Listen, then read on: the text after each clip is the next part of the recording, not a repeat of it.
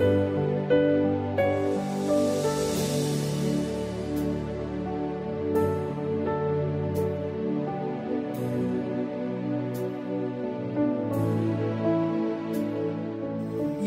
quel doit être, comment il doit vivre. Comment il doit vivre. Parce qu'il dit ici, celui qui a violé la loi de Moïse meurt sans miséricorde sur la déposition de 2 ou de 3 témoins. De quel pire châtiment pensez-vous que sera jugé digne celui qui aura foulé au pied le Fils de Dieu? C'est pour ça qu'il dit on ne peut pas mettre le sang là en bas. Parce qu'on ne le piétine pas. On ne le foule pas au pied. Celui qui aura foulé au pied le Fils de Dieu, qui aura tenu pour profane le sang de l'alliance, par lequel il a été sanctifié, et qui aura outragé l'Esprit de la grâce. Précieux peuple, ça c'est le Dieu que nous servons. Alléluia. Je suis avec vous ici, et je prêche de l'Ancien et du Nouveau Testament. Il n'y a pas Dieu de l'Ancien Testament et Dieu du Nouveau Testament. C'est la même parole.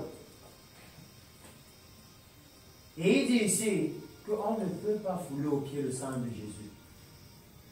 On ne peut pas dire, oui, j'ai reçu Jésus, et après on va volontairement vivre dans le péché, croyant qu'on trompe Dieu. Il dit que Dieu a déjà prévu tous les mécanismes, c'est automatique. Si tu fais ça, là où tu vas aller est déjà établi. Il ne va pas commencer à réfléchir maintenant, je fais comment avec mon fils, je fais comment avec ma fille, sinon il a déjà établi. C'est pourquoi c'est mieux de recevoir Jésus de façon très claire. Alléluia. C'est mieux de prendre une décision claire et le Saint-Esprit va vous aider. Alléluia. Il est disponible à nous aider à nous détourner du péché. Le problème, c'est que beaucoup de fois, nous n'avons pas compris le rôle du Saint-Esprit. Alléluia. Beaucoup de fois dans l'Église, le rôle du Saint-Esprit n'a pas été compris. Beaucoup de fois. Parce que le Seigneur dit que c'est ce sang-là qui va faire la différence. Laissez-moi finir de lire ça dans Exode et ensuite je vais clôturer avec Romains. Exode chapitre 12 là-bas, nous allons aller vers la fin. Parce que qu'est-ce qui fait la différence entre nous et le monde? Il dit, Exode chapitre 12, et je peux lire des petites choses juste pour vous donner les significations. Je vais lire à partir du verset 10. Vous n'en laisserez rien jusqu'au matin, et s'il en reste quelque chose le matin, vous le brûlerez au feu. Alléluia. Ça veut dire que pour ceux de la tribulation, là, on doit couper vos têtes pour que vous l'ayez pensé. Parce que l'agneau sera fini pendant l'année. Il sera fini avant l'enlèvement. C'est ça le problème avec l'Église. Si maintenant, si mes frères, quand quelqu'un a une petite tribulation, il veut abandonner Jésus. Quand sera-t-il dans le moment où on vient, on cogne à ta porte? C'est toi, lui. Il paraît que c'est toi qui pries Jésus ici. Oui, mets-toi ici, on coupe ta tête. Le temps là, tu fais comment? Le temps là, tu fais comment? Parce qu'il dit que maintenant, devant les petites situations, nous abandonnons le Seigneur. En ce moment-là, là où il dit que l'agneau n'est plus disponible, parce qu'il dit là-bas que c'est au prix de leur sang. Maintenant, comment est-ce que l'Église va faire? Il continue et il dit, quand vous le mangerez, vous aurez les reins sains, vos souliers aux pieds et votre bâton à la main. Alléluia. Ça veut dire que si vous voyez que l'heure de minuit est déjà proche et que vous êtes en train de manger l'agneau maintenant, soyez prêts à partir. Les souliers aux pieds, les reins sains, le bâton, vous êtes prêts à partir à tout moment. Quand on regarde l'église en Gambé, est-ce qu'on voit que l'église ici est prête pour l'enlèvement? Est-ce qu'on voit ça? L'église est dans un état mauvais. Bien que la réputation de l'église nous montre que l'église n'est pas dans le bon état. Alléluia. Rien que la réputation de l'église. Et il dit ici, cette nuit-là, je passerai, et je dois noter certaines choses, mais encore du temps, je saute, il dit, vous le mangerez à la hâte.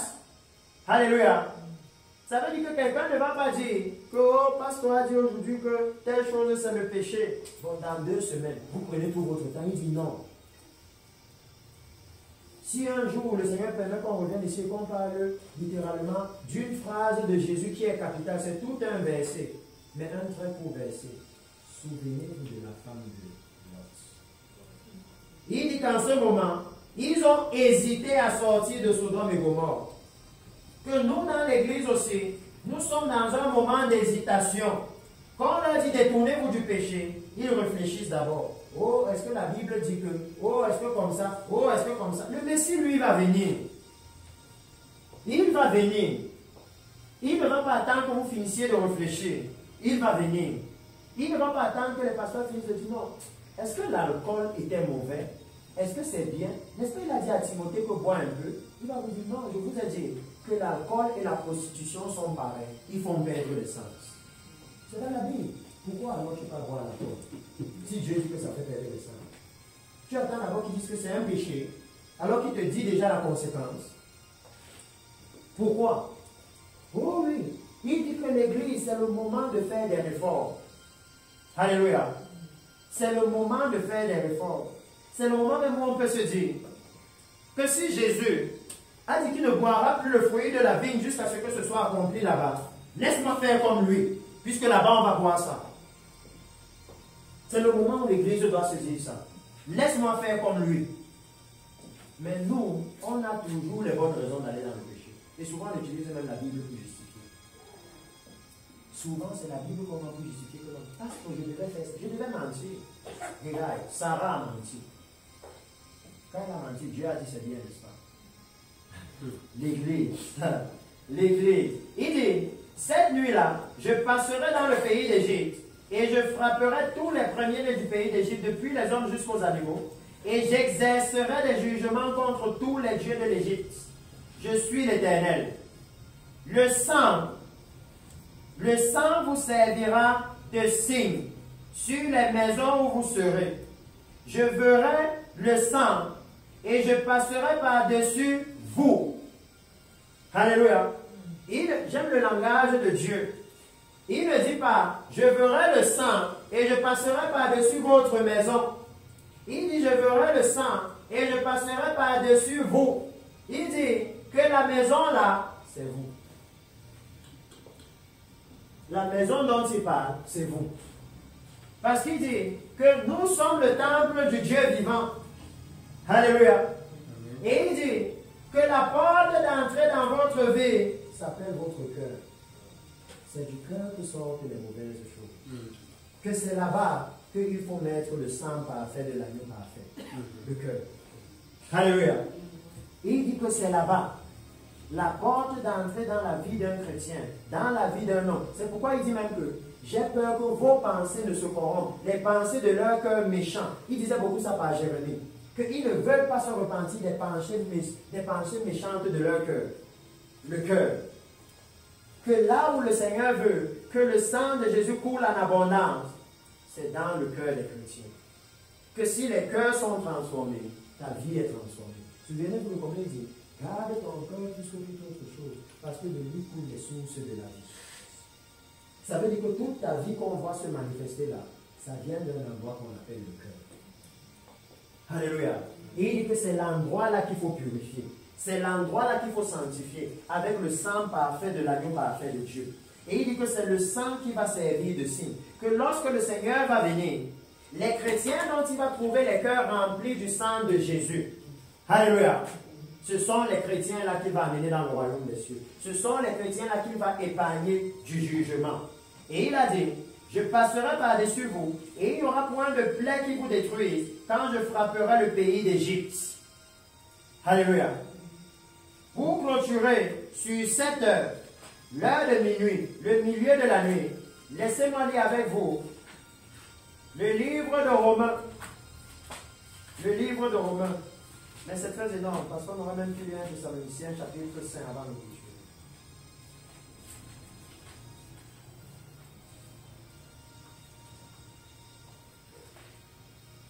Laissez-moi un peu lire Thessaloniciens chapitre 5. Ça me dérange. Il dit, pour ce qui est des temps, et des moments, vous n'avez pas besoin, vous voyez, c'est juste après qu'il leur parle de l'enlèvement de l'Église.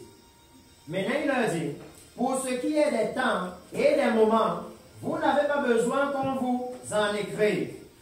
Car vous savez bien vous-même que le jour du Seigneur viendra comme un voleur dans la nuit. Alléluia. Il dit que s'il y a quelque chose qui est sûr, c'est que ce sera dans la nuit.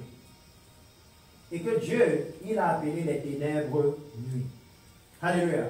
Que ce sera à un moment où le monde sera plongé dans le péché comme maintenant.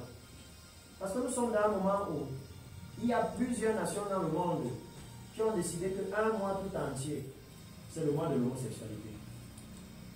Sodome et Gomorrhe, pour que Dieu les juge, ils n'ont jamais décrété un jour des homosexuels. Dieu les a jugés. Mais nous, la génération d'aujourd'hui, on a décrété tout un mois, le mois des homosexuels. L'église aujourd'hui est à un niveau là où dans les églises, il y a les homosexuels. Il y a même les pasteurs homosexuels.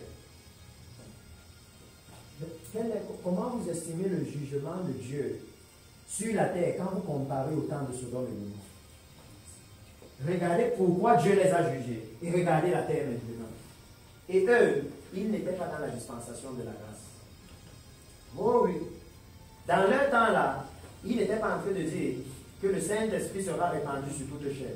Et il les a jugés comme ça. Pour nous, il dit non, le Saint-Esprit sera répandu sur toute chair. Et nous faisons le désordre que nous faisons là. À combien plus forte raison le jugement sera payé? Parce qu'il dit, celui à qui on a beaucoup de on le dira aussi. Il dit, quand les hommes diront paix, sûreté, alors une ruine soudaine les surprendra, comme les douleurs de l'enfantement surprennent la femme enceinte, et ils n'y échapperont point. Mais regardez ce qu'il dit ici. Il dit, mais vous, frères, vous n'êtes pas dans les ténèbres, pour que ce jour vous surprenne comme un voleur. Amen. Moi, c'est ça qui me donne l'espoir dans la vie. Parce que souvent dans la vie, vous avez l'impression que Dieu parle comme si il y aura des chrétiens qui vont se lever le matin, le jour-là. Et ils vont regarder le ciel et ils vont dire, c'est comme si Jésus peut revenir aujourd'hui. Laisse-moi me repentir d'abord. Et dès qu'ils vont se mettre à venir sur le pain, Jésus enlève les grâces. Parce qu'il dit que non, pour vous, vous n'êtes pas dans les ténèbres pour que ce jour vous surprenne comme un voleur. Ça veut dire qu'il est en train de dire qu'il y a certains chrétiens que non, le jour-là ne va pas les surprendre. Alléluia. Ils seront prêts. Et à partir de là, nous devons commencer donc à nous positionner. Dans quel camp serons-nous? Serons-nous de ceux qui seront surpris ou est-ce que nous serons de ceux qui seront prêts? Parce qu'il dit, regardez ce qu'il dit, vous êtes tous des enfants de la lumière et des enfants du jour. Vous êtes les enfants du jour du Seigneur. Alléluia. Il dit, nous ne sommes point de la nuit, ni des ténèbres. Ne dormons donc point comme les autres, mais veillons et soyons sobres. Il est en train de dire qu'avant la venue du Seigneur, il y aura une église qui ne sera pas endormie. Alléluia. Il y aura une église qui sera dans le réveil du Saint-Esprit. Le réveil. Il a dit, non, ne dormons donc point, soyons éveillés. Il y aura une église qui sera dans le réveil. Il dit, ne dormons donc point comme les autres, mais veillons et soyons sobres, car ceux qui dorment, dorment la nuit. Alléluia. Et j'ai amené les choses très clairement. Parce que même dans Éphésiens, il dit, ne participez pas aux œuvres infructueuses des ténèbres, mais plutôt condamnez-les. Alléluia. Les ténèbres dont il parle ici, c'est le péché. Il dit, ceux qui dorment, dorment la nuit. Que quand vous voyez l'église endormie comme en larmes, c'est parce que le péché est là. Quand vous voyez l'église, là où ils n'ont pas de zèle pour évangéliser, les chrétiens sont comme des morts vivants. Il vient à l'église aujourd'hui, il fait encore un mois avant de venir. Un jour, il se souvient que Jésus était mort à la croix. Quand il vient, tout le mois, là, il était dans le péché. Les boîtes de nuit, les ceci. Maintenant, il a eu un mauvais rêve, il se souvient que Pascal est là. Oh oui. Il dit non. Que quand le Seigneur est en train de venir, Il dit non, ne dormons pas comme ceux qui sont dans la nuit. Que l'église à cette heure-ci est censée être dans le réveil. Alléluia. Amen. Est-ce que vous comprenez? Peut-être pas vous, parce que vous n'avez pas encore vu.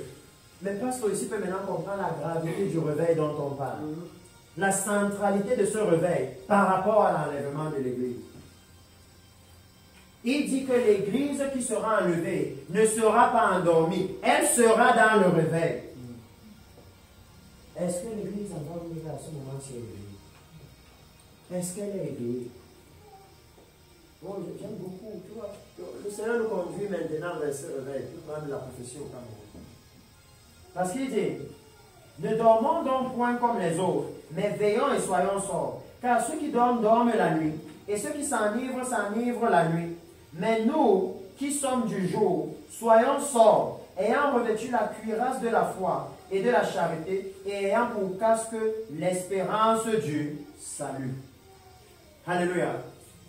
Beaucoup aujourd'hui dans l'église, ils ont perdu le casque aussi. Oh, mais leur vie, ils ne vivent pas dans l'espérance d'entrer dans le royaume des cieux. Ils vivent dans l'espérance des choses du monde. Parce qu'il finit en disant, car Dieu ne nous a pas destinés à la colère. Alléluia. Que la tribulation, ce n'est pas pour l'église. Dieu ne nous a pas destinés à la colère, mais à l'acquisition du salut par notre Seigneur Jésus-Christ, qui est mort pour nous, afin que soit que nous veillions, soit que nous dormions, nous vivions ensemble avec lui. Alléluia. Ça veut dire que nous soyons exhortés, que nous soyons enlevés dans les cieux pour être avec lui.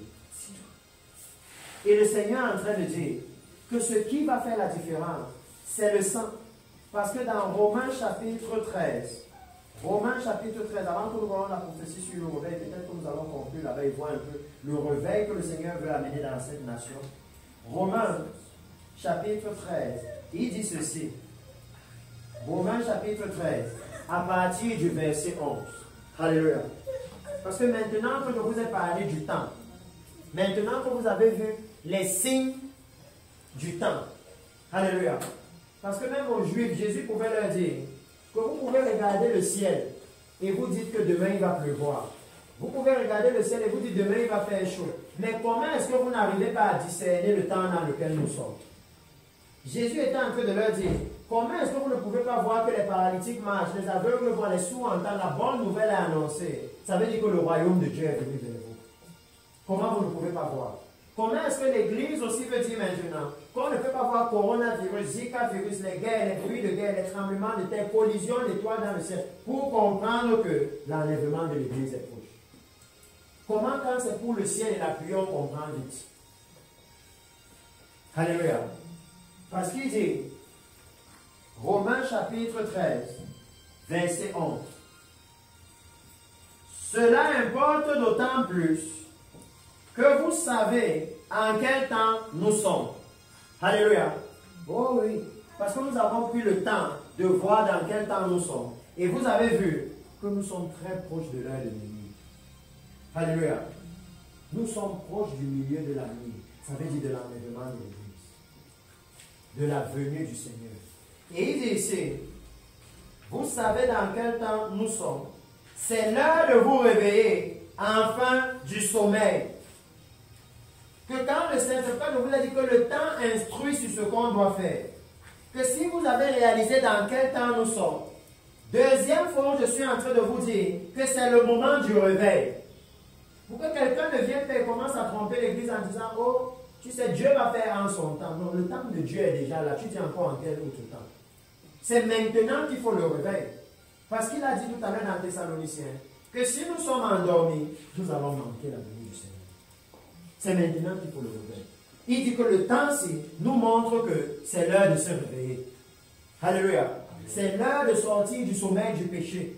C'est l'heure où les chrétiens doivent vivre en cherchant chaque jour à être plus saints qu'hier. Alléluia. Oh oui. Et je suis sûr que quand vous entendez ça comme ça semble difficile, n'est-ce pas? Ça pointe vers quelque chose. Le besoin du Saint-Esprit. Nous avons besoin de lui. Parce que c'est seulement lui qui peut nous amener à vivre au standard que Dieu demande. Le Saint-Esprit. Aucun homme ne peut vivre en se levant chaque jour en pensant au ciel. Mon frère, tu peux penser à quelque chose que tu n'as jamais vu. C'est pour ça qu'on a besoin du Saint-Esprit. Parce que c'est lui qui va venir mettre en nous la pensée du ciel. Nous, on n'a jamais vu ça. On ne sait pas vraiment comment. On lit seulement dans la Bible. Alléluia. Mais il dit que si dans l'église, maintenant tous les services, c'est par rapport à la venue du Messie, Dieu va bâtir ça dans votre cœur. Vous allez être comme Moïse, qui ne voyait plus le roi physique Pharaon, mais qui voyait le roi invisible qui est dans le trône. Vous n'allez plus voir le monde visible ici, mais vous allez être en train de contempler la nouvelle Jérusalem.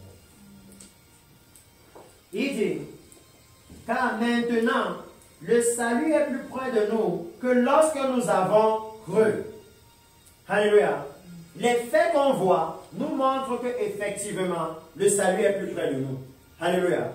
Et il continue en disant, la nuit est avancée, le jour approche. Dépouillons-nous donc des œuvres des ténèbres et revêtons les armes de la lumière. Oui, pourquoi il a dit que non? Vous êtes de la lumière. Alléluia. Il dit, dépouillons-nous des œuvres des ténèbres, enlevons le péché. Arrêtons de chercher à plaire au monde. Le monde passe et sa convoitise aussi. Alléluia. Mais nous sommes en train de rechercher l'éternité. Je ne sais pas s'il y a une faculté en Ngaoundéré qui étudie l'éternité. Eh bien, laissez-moi vous dire que ici, en Ngaoundéré, la faculté qui est censée le faire s'appelle l'Église. C'est là-bas qu'on étudie l'éternité. L'Église. Tout ce qu'on peut faire en Ngaoundéré, c'est voir les maladies et faire les sciences pour voir comment soigner les maladies. Mais là où on voit comment soigner la mort, c'est à l'Église. C'est à l'Église. L'Église est le lieu le plus important de la ville de Ngaoundéré. Parce que c'est dans l'Église que vous pouvez échapper à la colère de Dieu. Parce que même la valeur de l'Église, c'est pourquoi les gens, ils jouent avec l'Église. Je viens aujourd'hui, demain je ne vais pas vraiment, parce qu'on a dit quelque chose la dernière fois là, ça m'a dérangé. Je ne viens même plus. Oh oui! Ils jouent avec l'Église, ils se disent que non, oh non, tu sais pas ce que là, il dérange souvent. Ils disent non, ce n'est pas question de ça. L'Église doit réaliser, les chrétiens doivent savoir où est-ce que nous allons, qu'est-ce que nous allons y faire. Quelles sont les conséquences si nous n'y allons pas. Alléluia. Parce qu'il dit ici, marchons donc honnêtement comme en plein jour. Alléluia. Loin des excès et de l'ivrognerie, de la luxure et de l'impudicité, des querelles et des jalousies. Mais revêtez-vous du Seigneur Jésus-Christ et n'ayez pas soin de la chair pour en satisfaire les convoitises. Précieux peuple, est-ce que nous pouvons commencer à énumérer nous-mêmes les convoitises de notre chair? Parce qu'il a dit que quand le Messie vient, c'est le moment de mettre ça dehors. Ce n'est plus le moment de venir à l'église et de montrer sa poitrine aux frères pour qu'ils nous convoitent.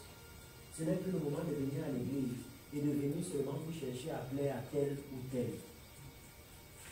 Le temps a changé. Alléluia. Le temps a complètement changé. Il dit que quel que soit le péché dans lequel on était hier, maintenant, il faut mettre ça dehors. Il n'y a plus le temps de donner le rendez-vous parce qu'il dit, le salut est plus proche de nous que lorsque nous avons cru. Alléluia. Et vous devez savoir que dans la Bible, il dit que la délivrance finale pour l'Église, c'est la glorification de votre corps. Cette glorification aura lieu à l'enlèvement de l'Église. Parce que la chair et le sang ne peuvent pas hériter le royaume de Dieu. Notre corps, s'il ne peut pas vivre là-bas. C'est pourquoi lorsqu'il vient nous enlever, dans 1 Corinthiens 15, il dit, je vous dis un mystère, nous serons tous transformés. Parce que notre chair, s'il ne peut pas vivre là-bas, c'est impossible. La chair, s'il ne peut pas supporter la présence de la gloire de Dieu. C'est pourquoi vous voyez dans la Bible, même Daniel, quand il a vu celui qui était comme un fils de l'homme, il a perdu toute sa force. Il a fallu qu'on le touche pour qu'il se mette debout. Même comme s'il ne pouvait pas parler, il a fallu qu'on le touche encore. Que notre corps, s'il ne peut pas vivre dans la présence de Dieu. Alléluia. C'est pourquoi il dit que c'est le moment maintenant où nous devons énumérer dans nos vies. Regardez dans nos vies. qu'est-ce qui ne va pas? Quel est le problème? Quels sont ces péchés dont j'ai du mal à me débarrasser? Parce qu'il dit que le sang de Jésus peut faire la différence. Il dit que non, si nous avons commis un péché, le sang de Jésus peut nous purifier de toute souillure. Alléluia. Et il dit que c'est le moment où nous devons nous réveiller. Mais directement ce qui concerne le réveil, on ne ramène pas peut-être le temps de la prophétie. Mais ils vont suivre le pasteur à ça. Que c'est le moment où nous devons nous réveiller. Parce que regardez ce que le réveil est censé amener dans une nation. Le réveil est censé amener la guérison de la nation, la restauration de la nation. Le réveil. Et il dit que non, c'est le temps pour nous. L'heure est venue maintenant. Regardez ce qui se passe dans ce réveil. Regardez ce qui se passe. Vas-y même d'abord avec la prophétie parce que c'est important. Mais nous allons avancer un peu rapidement sur le début et la prophétie en elle-même.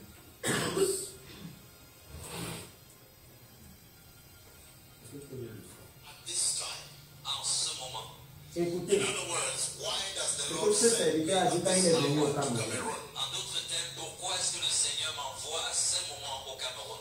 Listen, precious people. Écoutez, précieux peuple, I want you to know je veux que vous sachiez that the Lord, the God of our Lord Jesus, que le Seigneur, le Dieu de notre Seigneur Jésus-Christ, He has spoken with me il a parlé avec moi regarding the coming of the Messiah. concernant la venue du Messie. And that is what we are going to centralize on Et voilà ce sur quoi nous allons mettre, ce sera notre point focal during these 3 days. pendant ces 3 jours. I am going to focus on the message of the coming of the Messiah. Je vais me focaliser sur le message du retour du Messie.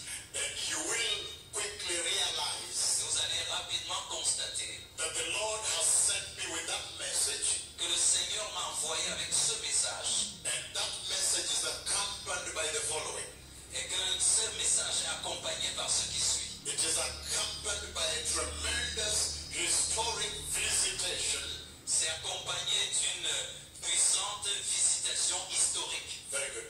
A tremendous historic visitation. Une énorme visitation historique. And it is also accompanied Et c'est aussi accompagné by a huge revival, par un grand réveil. where revival means millions of souls running to Jesus. Ce qui est un réveil qui signifie que des millions d'âmes courent vers Jésus. And Le message qui va être donné ici, is that if you will catch this message, c'est que si vous saisissez ce message, then a historic revival will visit this land. alors un réveil historique va visiter cette nation. A revival you have not seen before. Un réveil que tu n'as pas vu avant. And I saw a dream J'ai eu un rêve before I came, 2 days before I came to Cameroon. 2 jours avant que je vienne au Cameroun pour parler. Came to me. Quand ils sont venus vers moi, répands-toi et retourne au Seigneur. As I was saying so, Et pendant que je disais cela, then I flood coming, ça a augmenté et il y en avait trop. and I saw it.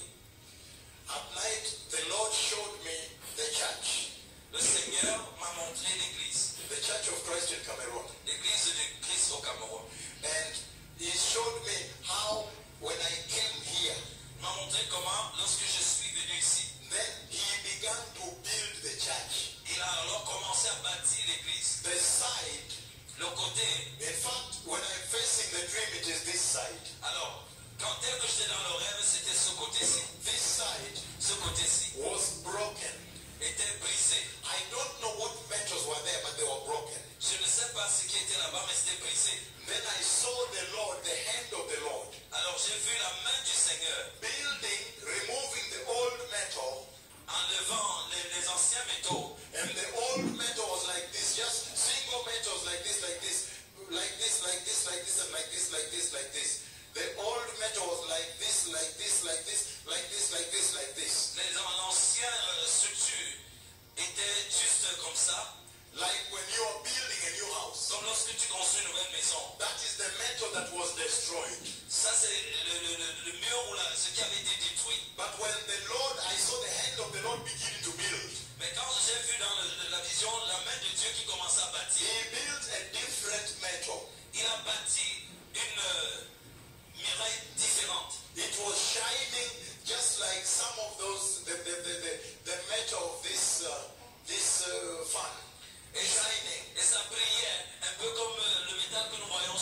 quand il a But fait. it was not like this, like this, like this, like this, like this, like Et this. c'était pas comme ça, comme le premier. It was complete metal, a complete sheet, and then beautiful another. It had this.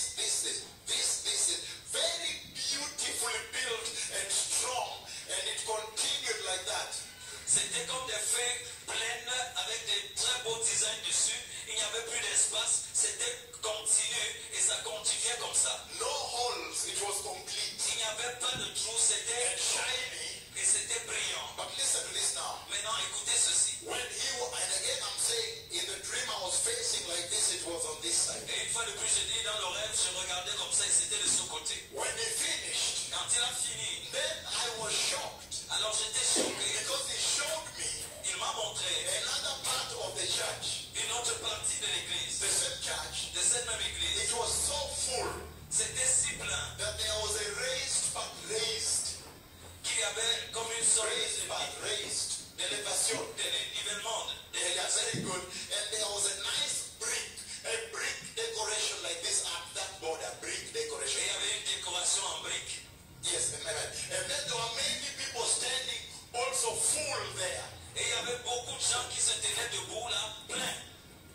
And then I woke up. Et alors je me suis réveillé. What is the message to the church? Quel est le message à l'église? Number one, Premièrement, the Lord is saying le Seigneur est en train de dire that my house is desolate. que ma maison est dans la désolation. Listen to me. Écoutez-moi, My tent is broken. ma tente est brisée. Number two, Deuxièmement, he's saying il dit that he is coming to restore the house. qu'il vient pour restaurer la maison. I thought that was a beautiful dream. J'ai cru que c'était un très bon rêve. I was very shocked by that. Et j'étais The 100,000 people. In this one, mais dans celui-ci, I see the Lord building the house. j'ai vu le Seigneur plutôt bâtir la maison. Building street and full of people standing worshiping. Ça doit être centralisé Around repentance. sur la repentance. But in that revival, Mais dans ce réveil, it must be centered ça doit être centralisé around repentance. sur la repentance. Turning away from sin. Se détourner du péché. Around holiness. Autour de la sainteté. This is the hour Voici l'heure for holiness. de la sainteté. There is no other revival at this hour. Il n'y a pas d'autre réveil à cette You heure. prepare the way Vous préparez le chemin only by repentance seulement par la repentance and holiness. et la sainteté. If you miss repentance, Si vous manquez la repentance, you will miss the revival I have just announced to you. vous allez manquer la repentance, le réveil dont je viens de vous parler. Alléluia. Amen. Et si vous regardez les marques de ce réveil, toute la prophétie, je pense que le pasteur l'a prise. Mais sinon, si nous avons le temps, nous allons pouvoir l'amener par la suite. Mais vous pouvez voir ici ce que le Seigneur a dit à la nation. Il a dit que sa maison est détruite. Et si vous avez écouté ce que nous avons partagé, c'est nous la maison du Seigneur. Comment est-ce que sont nos vies chrétiennes? Il a dit que le Seigneur, la main du Seigneur, il a vu la main du Seigneur rebâtir. La main du Seigneur, c'est l'Esprit du Seigneur. Alléluia. Dans la Bible, Jésus pourrait dire, si je chasse les démons par le doigt de Dieu, alors le royaume des cieux est venu. Que la main du Seigneur veut rebâtir la maison. Que peu importe comment tu as vécu ta vie chrétienne hier, alléluia, le Seigneur veut restaurer cette vie. Il a dit qu'elle était complète, il n'y avait pas de trop. Est-ce que vous vous souvenez comment dans l'arche de Noé, il devait combler tous les trous avec la poix? Il dit que c'est le même type de maison que le Seigneur veut. Il ne veut pas qu'on ait le genre de salut, là où un peu d'immoralité entre, un peu d'amour de l'argent entre. Tout doit être fermé pour que le péché n'entre pas. Alléluia. C'est pourquoi il dit maintenant que le réveil, ce type de réveil, là où les paralytiques marchent en cascade, la nuée de Dieu visite le pays, la gloire de Dieu est dans le pays, comme vous avez vu tout à l'heure. Parce que vous avez entendu le prophète dire que si vous recevez ce message, vous allez voir une visitation historique de Dieu. Ça, c'est lorsque, en 2019, le prophète du Seigneur a annoncé qu'il y a un meeting, j'invite toutes les nations de la terre, la nuée de Dieu va venir se poser sur la tente. Vous savez que c'est ce qui se passait au temps de Moïse, n'est-ce pas? C'est pourquoi il dit, souvenez-vous de la loi de Moïse. Le moment où nous avons oublié la loi de Moïse, nous avons enlevé la crainte de Dieu de nos cœurs. Parce que le Dieu de Moïse était craint. Et une fois que nous avons dit non, c'est seulement Jésus du Nouveau Testament maintenant. Nous avons mal compris le Jésus là. Parce que le Jésus là lui dit que laissez agir la colère. Le Jésus là lui dit dans Actes chapitre 17 verset 30 que Dieu commande à tous les hommes maintenant qu'ils aient à se repentir. Parce qu'il a un jour qu'il a fixé par le jugement, qui va accomplir par l'homme qu'il a choisi, Jésus-Christ. Que le Jésus avec qui on joue maintenant, quand il revient, ce n'est plus pour être un bébé à Bethléem. Ce n'est plus pour discuter avec les pharisiens matin, midi, soir, après il est fatigué. Si vous lisez ça dans le livre d'Ésaïe, là-bas il dit qu'il aura un vêtement teinté de sang à cause des gens qu'il aura tués dans le jugement. C'est dans la Bible. Le Jésus qu'on attend là. Donc c'est le moment pour nous. Regardez ce que le Seigneur dit. Ça c'était une grande visitation où le prophète du Seigneur leur a dit que non, j'ai vu comme si on a ouvert des robinets au ciel et la pluie qui tombait sur nous, il y aura une pluie du Saint-Esprit. Cet homme de Dieu, s'il vous dit la gloire de Dieu vient ici, ce n'est pas imaginaire. Vous allez voir ça de vos yeux. S'il vous dit la pluie du Saint-Esprit va tomber ici, peu importe que la météo soit en train de vous dire qu'il ne va pas pleuvoir jusqu'à dans un mois, la pluie va tomber. Et cette pluie, parce que on n'a plus le temps. La Bible l'a promise. Même dans le livre de Jacques, il a dit que le laboureur fait le travail, attendant patiemment la pluie de la première et de l'arrière-saison. Il a promis qu'il doit avoir 7 visitations dans l'église, 7 dernières visitations. Parce que j'ai entendu le pasteur dire des choses très intéressantes ici. La dernière moisson. Vous savez que les cultivateurs aiment les pluies ici, n'est-ce pas? Parce qu'après ça, c'est les dernières moissons, n'est-ce pas? Comment ça ne nous enseigne pas? Qu'il doit avoir un dernier puissant déversement du Saint-Esprit. Qui doit rendre l'église mature. Comme les grandes pluies, c'est ce qui rend les cultures matures. Alléluia. Avant la moisson. Le Seigneur Jésus vient pour la moisson. Il vient moissonner les âmes qui sont matures dans la sainteté, matures dans la justice. Alléluia. La question que nous devons nous poser maintenant, c'est est-ce que nous serons prêts? Parce qu'en plus de ça, ce réveil-ci, le Seigneur a mis la responsabilité sur l'Église. Que si nous nous repentons, alléluia, et décidons de retourner à la sainteté, alors le Seigneur va faire ceci dans l'Église. Ces guérisons que vous voyez, comme vous voyez, c'est public, c'est partout. Lorsque de telles choses se passent dans l'Église, vous et moi, on est d'accord que évangéliser devient facile. Yes. Quand de telles choses se passent dans l'Église, est-ce qu'on discute encore avec un musulman que c'est Dieu, c'est Mohamed? Voici les faits. Suis le Dieu, si voici ce qu'il fait, on n'a pas besoin de discuter. C'est pourquoi dans les meetings de cet homme, pendant qu'il est en train de parler, on arrête le meeting, on lui dit, regarde, toute la famille de musulmans, s'ils veulent Jésus. Personne n'a discuté quelque chose avec eux. Basé sur ce qu'ils voient. Alléluia. Lorsqu'ils nous ont regardé ici en Gambé, qu'est-ce qu'ils ont vu qui a fait qu'ils veulent seulement suivre? Parce que pour nous, nous devons avoir honte. Nous ne devons pas nous dire, oui, quand on nous dit que non, un musulman a vu Jésus dans le rêve et il est venu à l'église. C'est nous qui aurions dû l'évangéliser. Jésus est en train de nous réprimander. Que tellement vous dormez, que c'est encore moi qui dois venir leur parler. Alors que vous êtes là, vous étiez censé faire ça. Nous, on est là dans l'église, on dit oui. Et vous voyez l'église commencer à dire non, va lire son livre, va faire ceci. Non. L'église est censée avoir l'autorité, la puissance. Quand de telles choses reviennent dans l'église, alléluia, alors il n'y a plus de confusion pour savoir où est Dieu. Alléluia. Et c'est parce que le Seigneur veut restaurer ceci dans l'église qu'il dit maintenant que voici l'heure de la repentance. Si vous voyez ces choses, vous allez réaliser qu'en fait, c'est l'Église qui bloque la guérison dans la nation. Parce que l'Église a choisi de vivre dans le péché. L'Église a choisi de vivre dans la légèreté, dans la mondanité. Pharaon savait dans Exode 8 que si vous décidez d'adorer ici, qu'il n'y aura aucun miracle, il n'y aura aucune puissance de Dieu.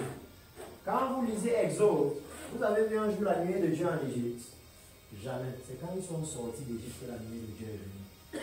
Pharaon savait que si vous restez adorer ici, la gloire de Dieu ne peut pas descendre dans le monde. Elle ne peut pas descendre pour les mondains. Elle vient pour l'Église du Seigneur. Elle vient pour le peuple qui a décidé de se séparer pour le Seigneur. Alléluia. C'est pourquoi, comme nous clôturons, s'il y a quelqu'un qui a réalisé que en n'importe quel aspect, je ne suis pas prêt, peu importe quoi, alléluia, je vais inviter ceux qui veulent à se lever et nous allons ensemble revenir au Seigneur. Ceux qui ont réalisé, ceux qui se rendent compte que peut-être que c'est ma vie chrétienne que j'ai pris à la légère. Je n'ai pas considéré l'Église comme il faut. Parce que le fait que vous allez à l'église tous les dimanches là, alléluia, est-ce que vous savez que c'est un acte prophétique que vous faites? L'église aime les actes prophétiques et il n'en comprend pas. Vous avez une heure, là où vous venez de partout en bas, pour vous retrouver quelque part à adorer le Seigneur, n'est-ce pas? Mais c'est pas ce qu'on a lu tout à l'heure dans 1 Thessaloniciens. Que nous serons tous réunis avec le Seigneur dans les airs et nous serons pour toujours avec lui. Comment alors vous serez en train de répéter cet acte tous les dimanches et le jour même de le faire en vrai vous échouez? Comment? Tous les dimanches vous avez répété ça, répété ça, répété ça et le jour même où il faut le faire, vous échouez. À quoi ça sert? C'est pourquoi j'ai dit tout à l'heure que si tu as fait la correction de la chose là avec ton frère à la maison, après il vient avec 0 de moyenne, toi-même tu vas dire qu'il est comment? Que c'est hier nuit qu'on a fait ça. Comment aujourd'hui on fait ça à l'école et tu ne connais plus rien? Que chaque jour tu es allé à l'église, tu es allé à l'église. Comment ça ne t'a pas enseigné à te préparer pour la venue du Seigneur? Comment le jour là, tu manges la venue du Seigneur? Alléluia. Donc comme je l'ai dit, avec ceux qui veulent, nous allons prier. Ceux qui veulent, vous pouvez vous lever et nous allons prier. Et ensuite je vais prier pour l'église. Nous allons lever les mains et nous allons faire ensemble cette prière. Précieux Seigneur Jésus, j'ai entendu ta parole. Et je sais que tu viens chercher ton église. Seigneur, pardonne-moi toutes mes fautes. Pardonne ma légèreté dans ton service. Pardonne mes mauvaises pensées. Et toutes mes iniquités. Pardonne-moi l'immoralité sexuelle. Pardonne-moi la convoitise du monde. Pardonne-moi la convoitise du monde. Et lave-moi dans le sang précieux de Jésus. Lave-moi dans le sang précieux de Jésus. Remplis-moi de ton précieux Saint-Esprit. Remplis-moi de ton précieux Saint-Esprit. Et guide mes pas dès à présent. Et guide mes pas dès à présent. Afin que je puisse marcher dans la justice. Afin que je puisse marcher dans la justice. Et la sainteté. Et la sainteté. Seigneur, affermis mes pas dans la droiture. Seigneur, affermis mes pas dans la droiture. Et sépare-moi de la mondanité. Et sépare-moi de la mondanité. Afin que je puisse te servir. Afin que je puisse te Et servir. que je sois un monument pour ta sainteté. Et que je sois un monument pour ta sainteté. Afin de ramener plusieurs à toi. Afin de ramener plusieurs à toi. C'est dans le nom puissant de Jésus que j'ai prié. C'est dans le nom puissant de Jésus que Aujourd'hui, Aujourd'hui, je suis né de nouveau. je suis né de nouveau. Amen. Amen. Alléluia. Monsieur peuple, avant que je ne prie, souvenez-vous, s'il vous plaît, chaque matin, que vous êtes nés de nouveau. Vous n'êtes pas des mondains. La Bible dit que nous ne sommes pas redevables envers la chair pour chercher à satisfaire les convoitises de la chair. Nous ne devons rien au monde pour vouloir imiter le monde. En fait, c'est même le monde qui nous doit parce qu'il a voulu nous amener en enfer. Alléluia. Il n'y a rien dans le monde qui doit focaliser nos cœurs au point où nous sommes prêts à abandonner Jésus. Alléluia. Rien là-bas ne vaut la peine.